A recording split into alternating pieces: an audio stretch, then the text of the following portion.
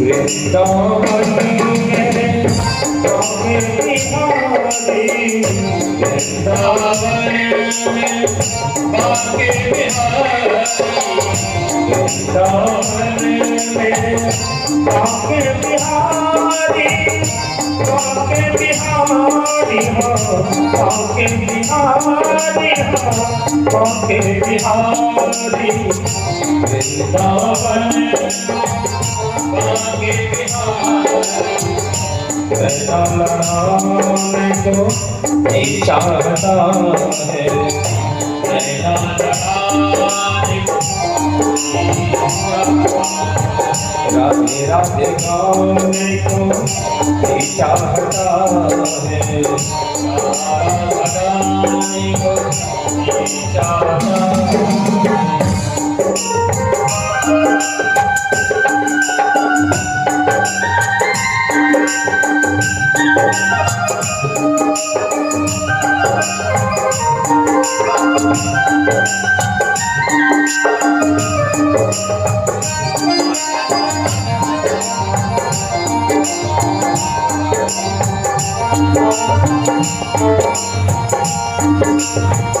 वृंदावन में यमुना किनारा, यमुना किनारा, वृंदावन में यमुना किनारा, वृंदावन में यमुना किनारा, वृंदावन में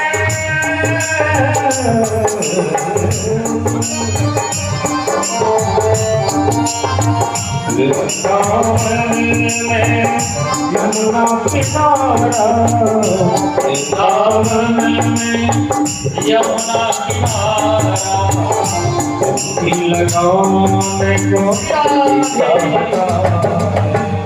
डुबकी लगाने को चाहता है, राधे राधे गाने को चाहता है,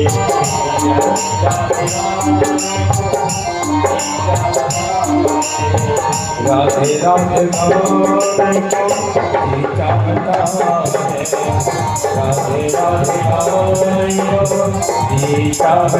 राधे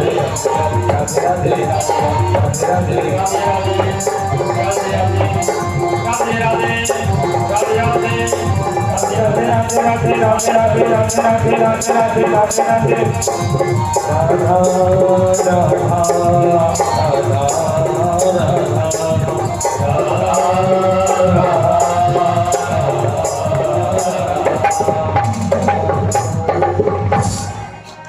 बोलिए राधा रानी सरकार की जय हो। अच्छा स्त्री सुखदेव लंका कांड पहले सुंदर कांड है, इसका एक विशेषता है, ये रामचरितमानस में नहीं है।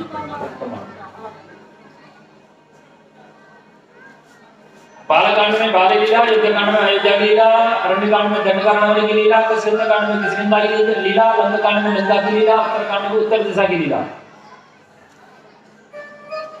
तो सुंदर कांड है, उसकी विशेषता है।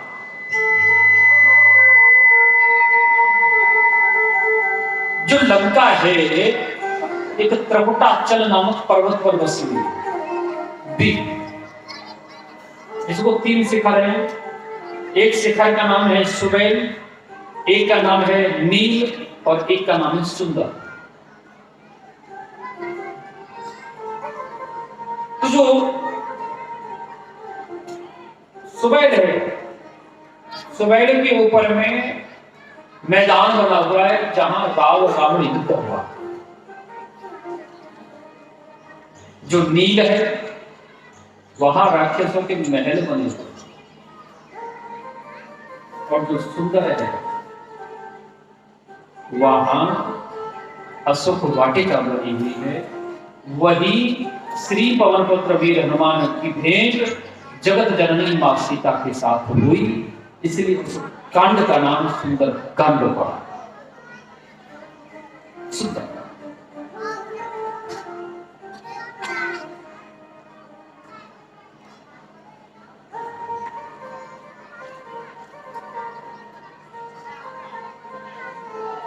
आचार्य श्री सुखदेव कहते रहो और हे संताओ, आप लोग कल राम कथा के साथ साथ भगवान श्री कृष्ण के जन्म का आनंद झांकी के द्वारा उठाए।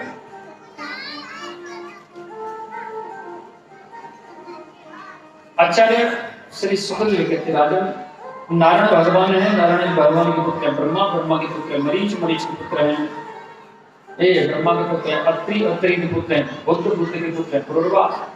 और इन्हीं महाराज पुरुरवा के घर में 6 पुत्र हुए, आयु सतायु सत्यायु रय विजय हो जाए। ये 6 पुत्र जो हुए आगे चल करके इसी वंश में एक राजा हुए गाधी। राजा गाधी की जो पत्नी है, गाधी का जो बलिदान हुआ वो बड़ा विचित्र हुआ। आपने देखा होगा, अब तो बहुत समय हो गया, छोटी 5वीं 6वीं क्लास की हिंदी किताब खोले हुए हमने तो नहीं पढ़ाया, पर हम जब 6वीं क्लास में थे उस समय एक राजा गाधी करके प्रसंग आता था हिंदी क्लास में, हिंदी किताब में। एक राजा अपना मांस काट काट करके तराजू में रखता था और एक कबूतर तराजू के दूसरे पड़ाव में विराजमान था। राजा गाधी हुए। गाधी सत्य की परीक्षा करने के लिए अपना शरीर काट काट के चढ़ा दिए। आगे चल करके इसी राजा गाधी के घर में गाधी को जो एक पुत्री हुई जिसका नाम है सत्यवती, और सत्यवती का विवाह ऋचिक मुनि के साथ किए। और ऋचिक मुनि आयुर्वेदाचार्य, आयुर्वेद के बहुत महाप्रकरण थे। वो संतान उत्पत्ति होने की दवा बनाए, और दवा भी जो बनाए 2 प्रकार की बनाए। एक अपनी पत्नी देवी सत्यवती के लिए, जैसे पुत्र तो होगा लेकिन पुत्र साधु होगा, संत होगा, क्योंकि वो भी संत है। एक अपनी सास के लिए, राजा गाधी की पत्नी के लिए, जिससे पुत्र तो होगा लेकिन राजकुमार क्षत्रिय होगा।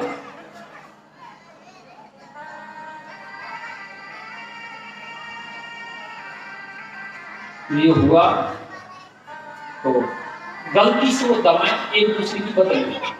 माँ की दवा बेटी खा गई, बेटी की दवा माँ ने खा लिया, तो माता के घर में बेटा तो हुआ लेकिन दवाई के असर के अनुसार वो बेटा आगे चल करके संत बने और ब्रह्म ऋषि के नाम से विख्यात हुआ, जिसका नाम पड़ा ब्रह्म ऋषि श्री विश्वामित्र जी महाराज, जो राम और लक्ष्मण को जनकपुर लेकर के आए। बोलिए श्री विश्वामित्र जी महाराज की जय। और जो माँ की दवा जो बेटी खाई, उनके घर में बेटा तो हुआ लेकिन वो क्षत्रिय बनेगा। उसका नाम पड़ा राजकुमार जमदग्नि। और जमदग्नि का विवाह माता रेणुका के साथ हुआ। रेणुका माता ने 4 पुत्रों को जन्म दिया। वो 4 पुत्रों में सबसे छोटे पुत्र हैं ब्राह्मण कुलभूषण, भगवान नारायण के अंश अवतार भगवान श्री परशुराम। बोलिए श्री परशुराम जी महाराज की जय। परशुराम जी महाराज 21 साल संपूर्ण पृथ्वी क्षेत्र बीते की। आचार्य श्री सुखदेव कहते राजा, इसी वंश में आगे चल करके एक राजा हुए नहुस के 6 पुत्र हो, यति, याद, संयति, आयति, विजय और प्रति। आगे चल करके इसी ययाति महाराज के घर में ययाति नामक पुत्र हैं राजा नहुस के। उनका विवाह दैत्य गुरु शुक्राचार्य की बेटी देवयानी के साथ हुआ और इन्हीं माता देवयानी के गर्भ से एक पुत्र का जन्म हुआ जिसका नाम पड़ा महाराज यदु। यहां से अब ये यदुवंश कहलाए। आगे चल करके यदु महाराज का ये वंश प्रारंभ हुआ। ययाति महाराज के जो सबसे छोटे पुत्र हैं महाराज गुरु, उनका वंश बड़ा अद्भुत रहा। उनके घर में करुणा के सागर महाराज संतनु का जन्म हुआ और संतनु का विवाह माता शकुंतला के साथ हुआ। ये दुष्यंत का जन्म हुआ और दुष्यंत का विवाह माता शकुंतला के साथ हुआ। इनके गर्भ से महाराज भरत का प्राकट्य हुआ। आचार्य श्री सुखदेव कहते राजन, आगे चलकर के इसी वंश में एक राजा हुए रंतदेव, और इन्हीं महाराज रंतदेव के वंश आगे चल करके बड़ा हुआ तो जो कुरुवंश के नाम से प्रसिद्ध हुआ। कुरुवंश में दो शाखा हो गई, एक शाखा कौरव कहलाई और एक शाखा पांडव कहलाई, और यही कौरव पांडव आपस में लड़ने लगे। जो ययाति महाराज के सबसे बड़े पुत्र हैं महाराज जदु, इनका वंश बड़ा अद्भुत हुआ।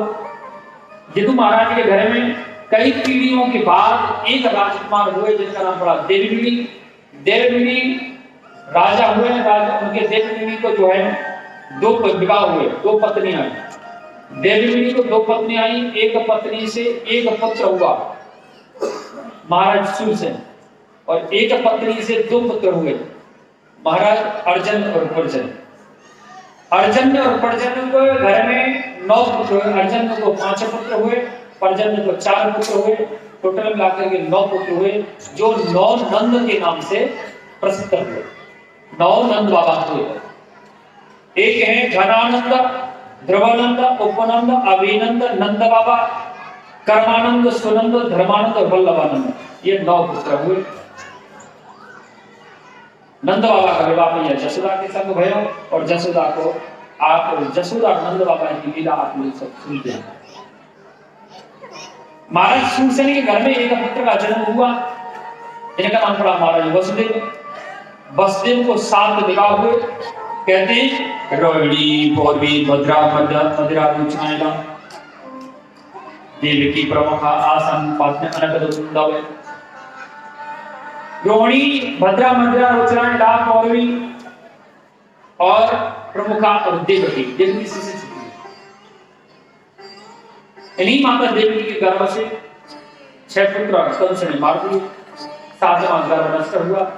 8वां स्वयं नारायण भगवान अवतार लिए, जो भगवान श्री कृष्ण के नाम से प्रसिद्ध हुए।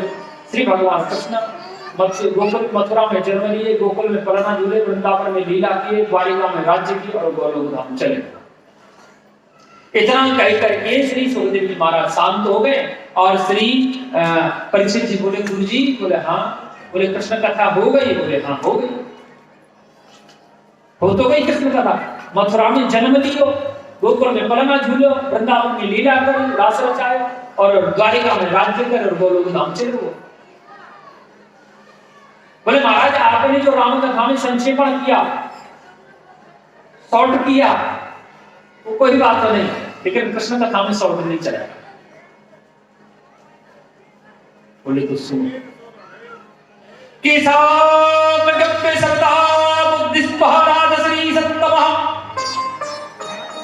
वासुदेव कथायां ते त्याजाम्य शिकीरति।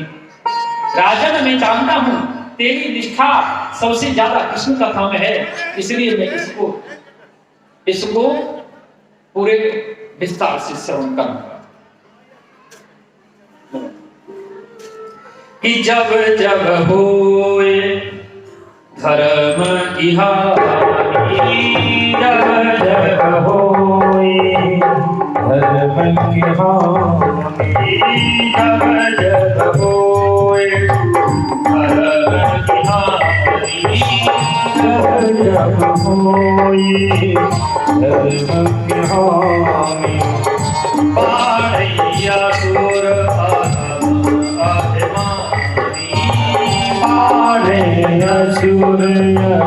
तब अभिमानी, तब तब हरि प्रभु विविध शरीरा, तब तब हरि प्रभु विविध शरीरा। हरि कृपाए सजन पीरा, हरे राम राम राम हरे हरे, हरे कृष्ण कृष्ण कृष्ण हरे हरे।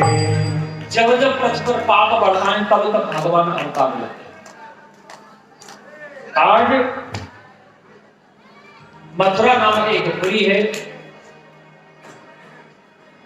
काशीपुरी, द्वारिकापुरी, अयोध्यापुरी, मथुरापुरी, हरिद्वारपुरी, गोपिकापुरी, सात पुरी है बात करो।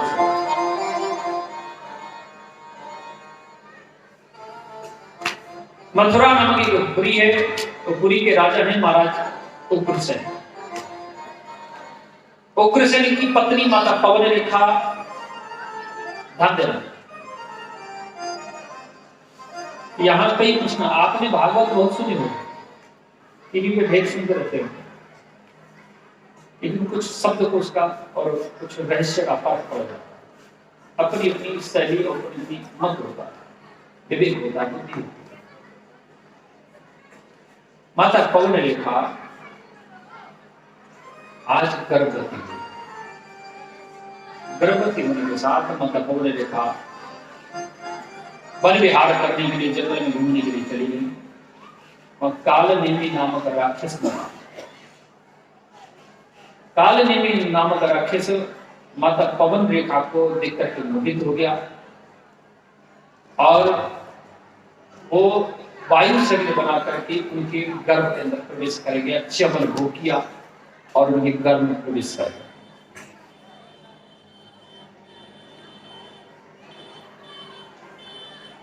तो माता पवन रेखा ने जो बच्चे को जन्म दिया वो कालनेमी ही कंस बन करके आया, क्योंकि उसका वहां आना सुनिश्चित था। अन्यथा हिरण्यकश्यप की श्राप अधूरा रह जाता, ब्रह्मा जी का श्राप अधूरा रह जाता। ये भागवत का प्रसंग नहीं है, श्रीमद देवी भागवत महापुराण से मिलता है। एक बार ऋषि मुनि के 6 पुत्र, यहां प्रश्न आता है, आपने सुना है कि देवकी मैया ने 6 पुत्रों को जन्म दिया जो कंस ने मार दी। ठीक, क्यों मारे भाई? क्या अपराध किया था उन्होंने?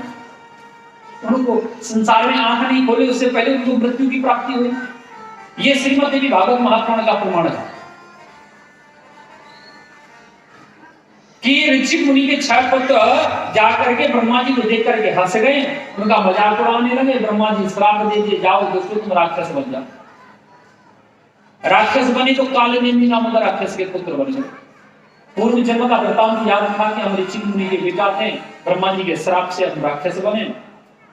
तो श्री वो 6 पुत्र क्या किए, भजन करने लगे, भगवान की तपस्या करने लगे। ये बात हिरण्यकश्यप को पता चल गई कि हिरण्यकश्यप भी त्रिकाली था। तो जान गया ये दुष्ट है, हमारी राक्षसी परंपरा को तोड़ रहे हैं, इस बार कालनेमी के पुत्र ने अगला जन्म का मेरे घर में होगा। तो क्या किया, उनको श्राप दे दिया कि दुष्टों तुमने राक्षसी परंपरा का उल्लंघन किया है, जाइए मैं आपको श्राप देता हूं कि आप अपने पिता कालनेमी के द्वारा मारे जाएंगे। श्राप देकर के अपने मायावी शक्ति से उनको जो है योग सज्जा में पाताल लोक में सुला दिया। जब द्वापर का अंत आया, माता देवकी ने अवतार लिया। माता देवकी के गर्भ से वो 6 पुत्र एक एक करके जन्म लिए, कंस के द्वारा मारे गए, क्योंकि कंस ही कालनेमी बन करके आया। माता देवकी के सबसे बड़े पुत्र का नाम है कीर्तिमान।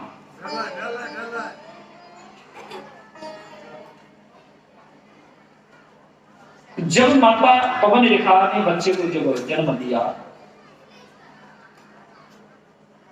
तो ज्योतिषियों ने आकर के बता दिया कि महाराज, हे महाराज उग्रसेन, इस बच्चे का परित्याग कर दो, क्योंकि ये बच्चा आपके वंश को निर्वंश करने वाला है। उठा करके महाराज उग्रसेन ने क्या किया, इधर लकड़ी की डलिया में डाला में जो कंस को डाल दिए, उसके साथ कुछ आभूषण इत्यादि रखते, जिसको मिलेगा वो इसका भरण पोषण करेगा। वो जमुना में फेंक दिए, जमुना में बहते हुए वो डलिया और आगे बढ़ी। तो आगे में यमुना स्नान कर रहे महाराज सूरसेन, सूरसेन के चरण से आकर के वो डलिया रुक गई, जिससे वो सूरसेन महाराज के नेत्र खुले, ध्यान भंग हुआ। तो कंस की प्राप्ति हुई, तो गोदी में लेकर के अपने घर चले गए। कहा कि देवी आज से हमारे 2-2 वसुदेव, एक वसुदेव नहीं 2-2 वसुदेव। कंस का मृतकार, कंस का भरण पोषण इसीलिए हुआ वसुदेव जी के साथ। जब कंस किशोर हो गया, नारद जी आकर के सारा वृतांत बता दिए कि तू यहाँ पड़ा है महाराज सूरसेन उग्रसेन के घर, ये सूरसेन के घर। तू तो मथुरा के नरेश महाराज उग्रसेन का अकेला बेटा है। रात में ही वो घर त्याग करके चला गया और जाकर के हिमालय में तपस्या किया भगवान भोलेनाथ की, और भगवान भोलेनाथ से धनुष प्राप्त किया। जो इस धनुष को तोड़ेगा वही उसका काल होगा। और पूतना, तृणावर्त, आघासुर, बकासुर, व्योमासुर, अरिष्टासुर, केसी, चाणूर, मुष्टिक, सल, तोसल अनेक राक्षसों की फौज बनाया और मथुरा के ऊपर में आक्रमण कर दिया। आकर के अपने पिता महाराज उग्रसेन को उठा करके जेल में बंद कर दिया। स्वयं राजा कंस मथुरा का राजा बने। उसके चाचा है महाराज देवक। देवक की एक ही पुत्री है माता देवकी। उसका विवाह वसुदेव जी के साथ निश्चित किया। बड़े आदर सम्मान से, बड़ी प्रसन्नता से अपनी बहन को विदा करने जा रहा है। आकाशवाणी हुई, अरे दुष्ट, इसको जितने प्रेम से तो अपनी बहन को विदा करवाए, जितनी प्रसन्नता से, इसका 8वां गर्भ तेरा काल होगा। तो कहा कि जब देवकी ने रही तो संतान कहां से, उसने देवकी को मार देता। और देवकी मैया को मारने के लिए केसर को लगे रथ से खींच लिया और तलवार उठा करके जिसी गला काटना चाहा वसुदेव जी आकर रोक दिया। बोले कंस, स्त्री के ऊपर तुम्हें जैसे महाबली को अस्त्र उठाना शोभा नहीं देता, इसलिए मैं आपको वचन देता हूं, इसको जितनी भी संतान होगी सब मैं आपको देता जाऊंगा। तो उठाकर जेल खाने में बंद कर दिया।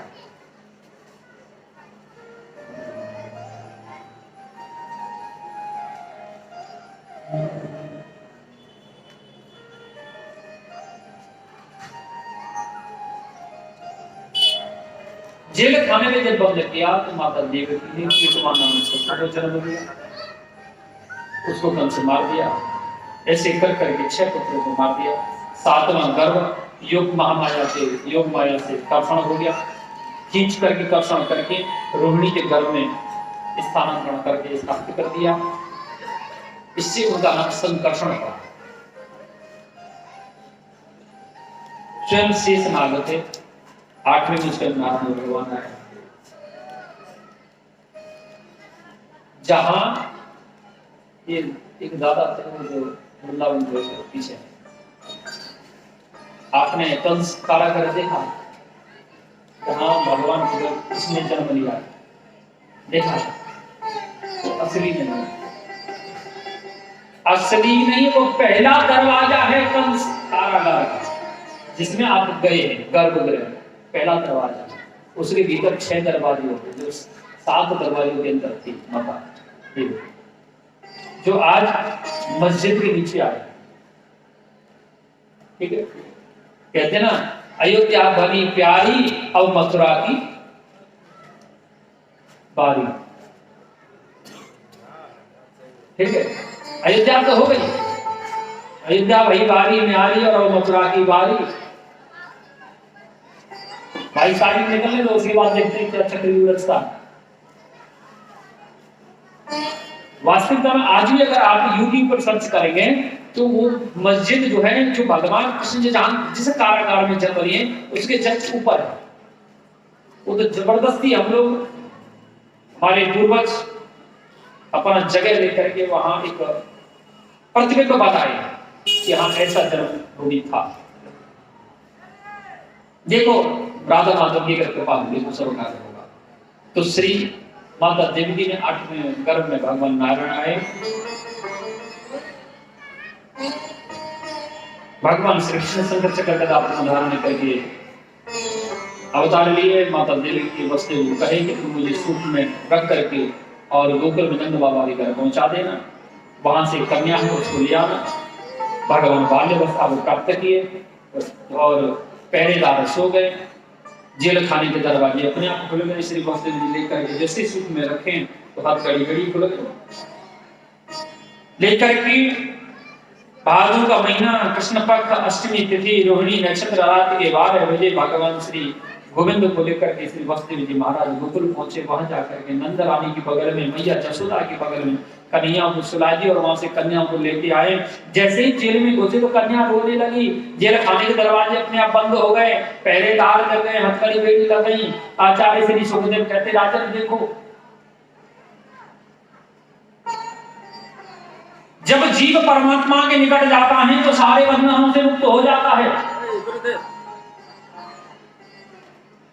सारे बंधन मुक्त हो जाता है। और जब जीव माया को पकड़ता है, माया के पीछे भागता है, तो बंधनों में जकड़ता चला जाता है, बंधनों में जकड़ता चला जाता है। और बंधन से मुक्त करने का एक ही मात्र साधन है सद्गुरुदेव भगवान। अगर हमारे पास गुरु सिद्ध है, गुरु हमारा सही है, गुरु हमारा सार्थक है, गुरु ही हमें अंधकार से प्रकाश की ओर ले जाएगा, गुरु ही हमारा कल्याण करेगा। एक बार एक शिकारी ने सुख पकड़ा, सुख पकड़ करके उसने लोहे की पिंजरा में बंद कर दिया, उसको पिटाई कर करके मार मार करके कहा, बोले राम कहो, राधेश्याम कहो, राधेश्याम कहो, राधेश्याम कहो।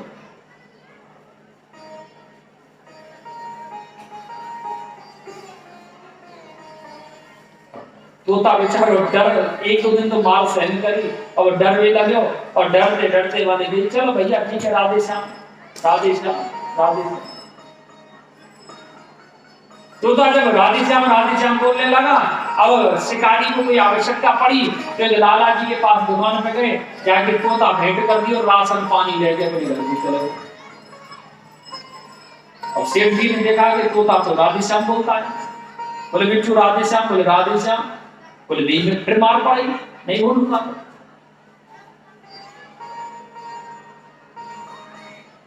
लाला जी बड़ा प्रसन्न हो गए और उसको चांदी के पिंजरा में बंद कर दिया,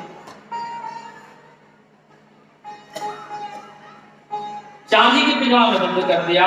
अब लाला जी को भी काम पड़ा राजा साहब से, राजा के साहब के पास पहुंचे, जाके तोता को कर दिया भेंट, वो बाहर में संदेश में दे दिया और अपना काम सार्थक करके अपने घर चले गए। और राजा भी बड़ा प्रसन्न, वो सोने के पिंजरा में बंद कर दिया, उसको उठा के जाके रानी को भेंट कर दिया।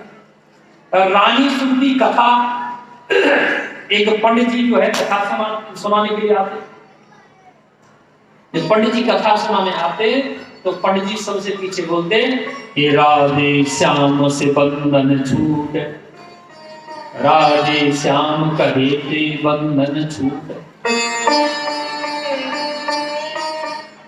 और जब पंडित जी कहते राधे श्याम कहे ते बंधन छूटे, और तोता पिंजरा में से चिल्लाता, अरे तुम मत बोल और ये पंडित झूठे, तुम कोई भी राधे श्याम मत बोलना, ये पंडित झूठ बोल रहा है। राधा कहने से, श्याम कहने से, राम कहने से बंधन छूटता नहीं, बंधन बढ़ जाता है, इसलिए तुम लोग मत बोलना। पंडित जी की हो गई बुद्धि खराब, बोले ये तोता फरमाया, राजा को पता चलेगा तो राजा निश्चित फांसी चढ़ा दे, क्या करना चाहिए। जाएंगे पंडित जी महाराज अपने गुरु के पास गए, बोले गुरु जी ऐसे ऐसे धर्म संकट में फंस गया, लालच के चक्कर में, और कैसे निकला जाए। बोले क्या बात है, बोले सारा खत्म हो रहा है। बोले मैं कहता हूँ कि राम कहे थे बंधन छूटे, श्याम कहे थे बंधन छूटे, और तोता कहता है ये मत बोलो ये पंडित झूठे। बोले वास्तविकता विचार नहीं, ये सब बात है। बोले मुझे सुख से बात करा सकते हो, बोले चलो। अब सुख से साहब राजा ये पंडित जी ने और गुरु जी की वार्तालाप कराई। गुरु जी पूछे पुत्र आपको कष्ट क्या है। ऐसा तो कदापि नहीं हो सकता कि राम कहे से बंधन मुक्त नहीं होता इंसान। बोले महाराज ये तो सबसे बड़ी विडंबना है, मैं राम राम कहता तो लोहे के पिंजरा में बंद था, लोहे के पिंजरा से आया चांदी के में चांदी से आया, सोने मेरे तो बंधन बढ़ते चले गए, मुक्ति ही नहीं हुआ आज तक। राम कहने से राम नहीं कहता तो कम से कम आकाश मार्ग में विचरण तो करता होता मैं खुद करके। तो गुरु जी उसको एक रास्ता बताया, बोले सुन मैं तुम्हें एक रास्ता बताता हूँ बंधन से मुक्त होने का। बोले क्या। बोले सुनो, जब रानी तुम्हें भोजन देने के लिए आवे ना तो चलाएंगी, तुमसे कहेंगे मिठू राधेश्याम मिठू सीताराम, तो आप बोलना मत, कितना भी तो आपको जगह, लेकिन आप जगना नहीं, ऐसे हो जाना मानो मर गए। वो तुम्हें ऐसे पिंजरा से मरा हुआ समझ करके निकाल के फेंक देगी तो आप मुक्त हो जाओगे। बोले हाँ, तो ऐसा ही क्या, रानी आई भोजन कराने, मिठू जय सीताराम। अब मिठू हो तो बोले, मिठू तो सांस खींच के सो रहा, कैसे जामो बचाए पिंजरा से।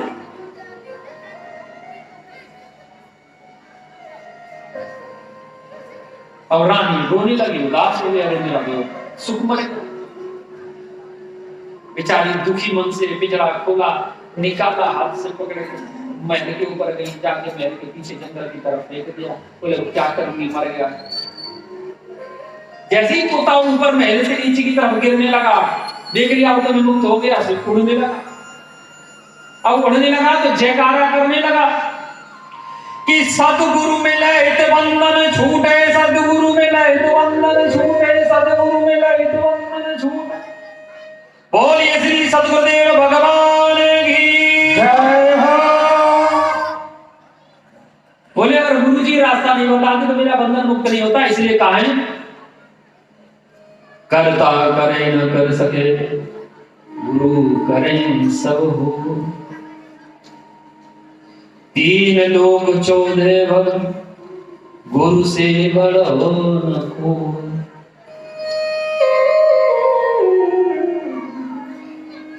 सारे तीर्थ धाम आपके चरणों में, हे गुरुदेव प्रणाम आपके चरणों में। सारे तीर्थ धाम आपके चरणों में, जय हो। हे गुरुदेव प्रणाम आपके चरणों में। सारे लोग अपने अपने वंदन करते हुए चरणों में, सारे तीर्थ धाम आपके चरणों में, हे गुरुदेव प्रणाम आपके चरणों में, हे गुरुदेव प्रणाम आपके चरणों में।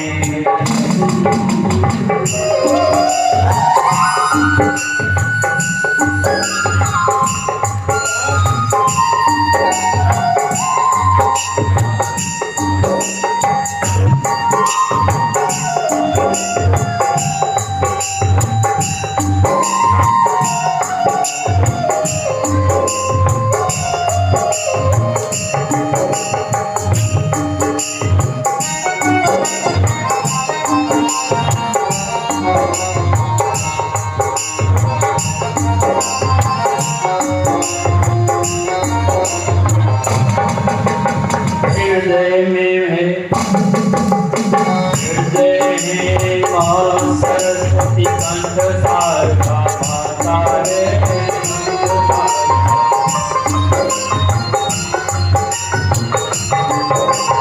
हृदय में के माता सरस्वती कंठ सारका माता रे,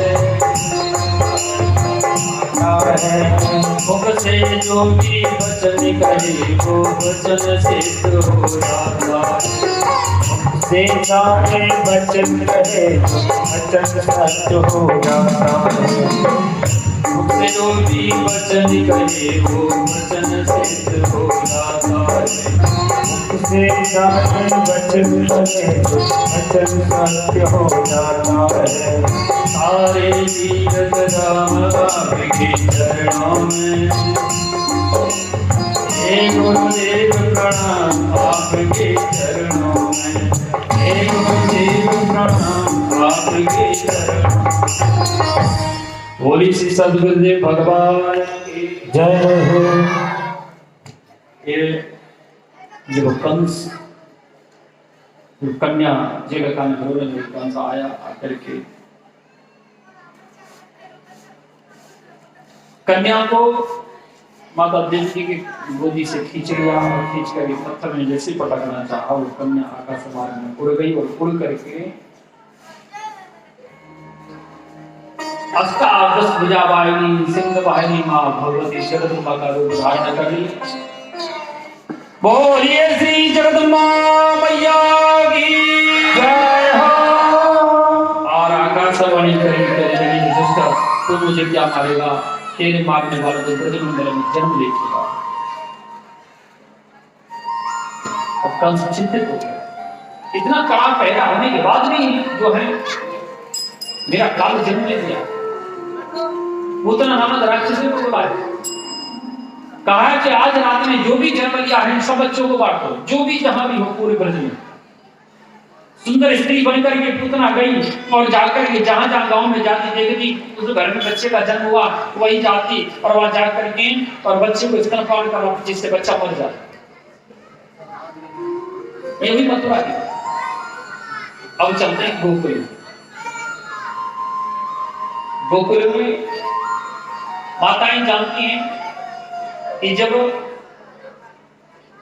भाभी जब गर्भवती हो ना, भाभी को जब कोई बच्चा होने वाला हो तो उनकी ननद जो है पहले ही आके बैठ जाए 6 महीना पहले खूब भाभी की सेवा करें। बोले भाभी का लाला जैसे है जाए ना तो भैया कहते अच्छे उपहार मिले। नंद बाबा की 2 बहनें हैं नंदा सुनंदा, पहले ही आके बैठी, भाभी गर्भवती है, भाभी के पैर भारी हो गए तो खूब भाभी जसोदा मैया की सेवा करी। और जब समय आयो तो नंदा ने देखो कि भाभी जसोदा की बगल में कपड़ा में कोई बालक देखो गयो।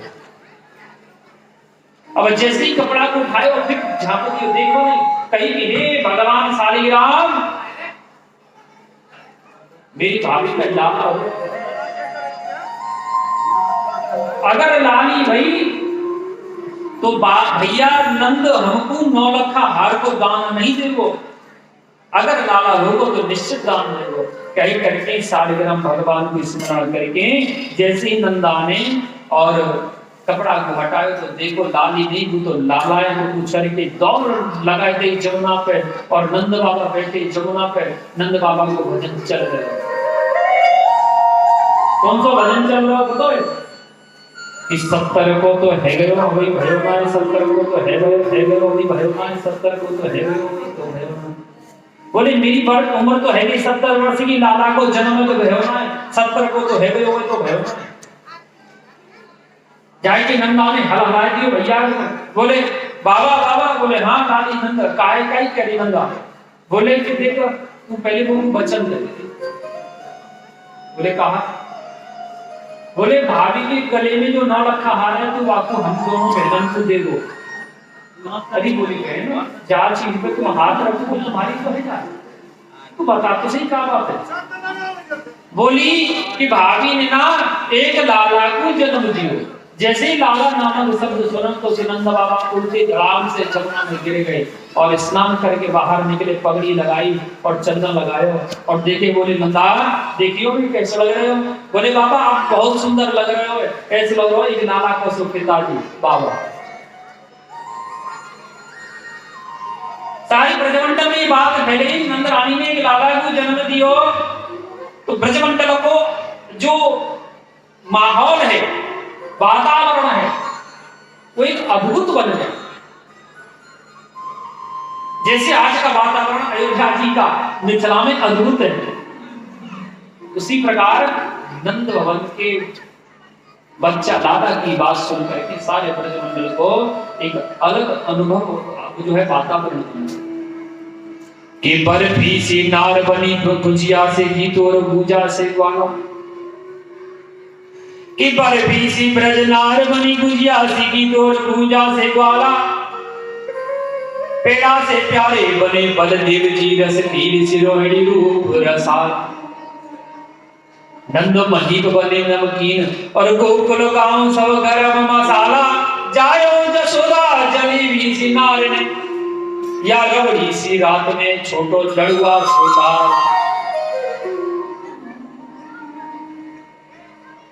लाला की बधाई सुनकर के सब ब्रजवासी आए हुए मैया बधाई दे दे मैया बधाई दे दे मैया। नंद बाबा 7 सोने के पहाड़ 7 तिल के पहाड़ बनाई करके ब्राह्मण को दान करे, 1.25 लाख भैया दान करे। या प्रकार से अनेक अनेक बधाई जो नंद भवन में गाई। एक बधाई हम भी गाते हैं उसके बाद कथा में पेश करेंगे। जायो जायो जसोदा जी ने लल्ला, जायो जसोदा जी ने लल्ला, मोहल्ला में हल्ला सो मची गयो, हल्ला सो मची गयो, गुल्ला सो मची गयो, हल्ला सो मची गयो, गुल्ला सो मची गयो, जायो जसोदा जी ने लल्ला वो हल्ला हल्ला से मच गयो। जायो जसोदा जी ने लल्ला वो हल्ला से हल्ला तो मच गयो।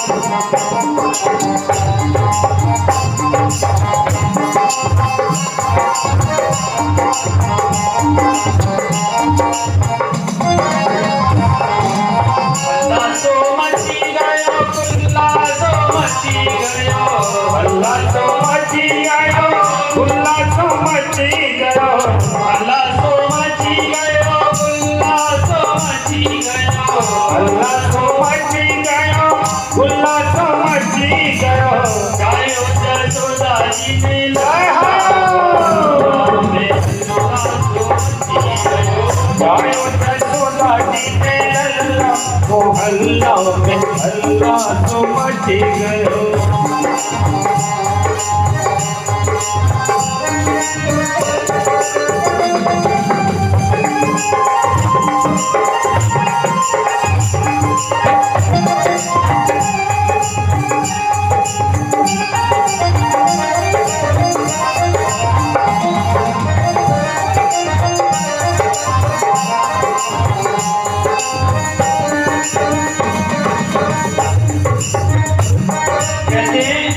बाबा लुटावे अन धन सोना, बाबा लुटावे अन धन सोना, बाबा लुटावे, बाबा लुटावे, बाबा लुटावे अन धन सोना, बाबा लुटावे अन धन सोना। मैया लुटावे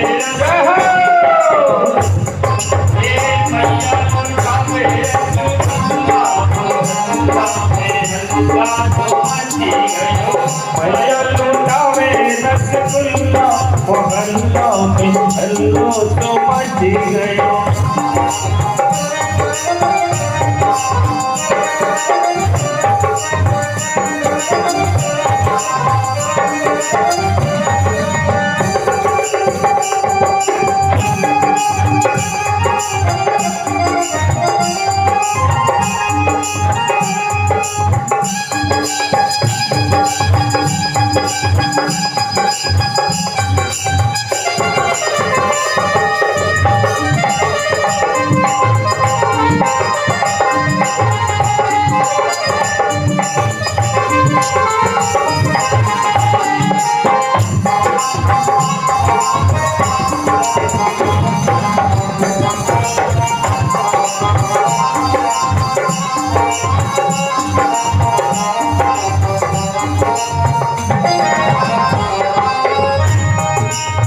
बाबा लुटावे 16 दुसाला, बाबा लुटावे लाला दुसाला, बाबा लुटावे 16 दुसाला, बाबा लुटावे 16 दुसाला। मैया लुटावे छाप चंदा, ओ मैया लुटावे छाप चंदा, अल्लाह है अल्लाह तो मची गयो। मैया लुटावे छाप छल्ला वो हल्ला में हल्ला तो मची गयो। अल्लाह तो मची गयो, अल्लाह तो मची गयो, हल्ला तो मची गयो, खुल्ला तो मची गयो। अल्लाह तो मची गयो, अल्लाह तो मची गयो। हल्ला तो मची गयो, खुल्ला तो मची गयो। जायो जसोदा रानी अल्लाह वो अल्लाह के अल्लाह तो मची गयो। आयो जसोदा जी ने लल्ला वो हल्ला में हल्ला तो मची गयो।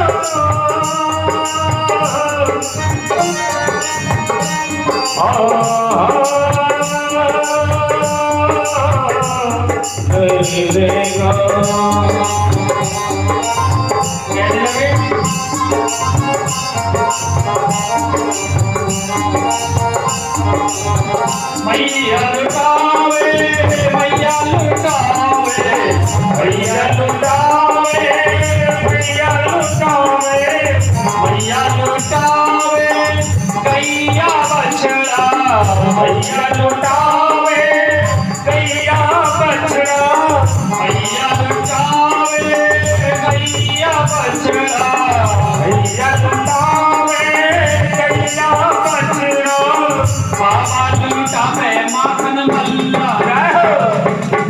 बाबा लुटावे माखन मल्ला अल्लाह में अल्लाह को मची गयो भैया लुटावे माखन मल्ला अल्लाह में अल्लाह तो मची गयो गाया के सोना जीते अल्लाह अल्लाह में अल्लाह तो मची गयो गाया के सोना रानी अल्लाह अल्लाह में अल्लाह तो मची गयो गाया के सोना जीते अल्लाह अल्लाह में अल्लाह तो मची गयो अल्लाह तो मची गयो अल्लाह तो मची गयो अल्लाह तो मची बोली नंद के लाला की जय हो।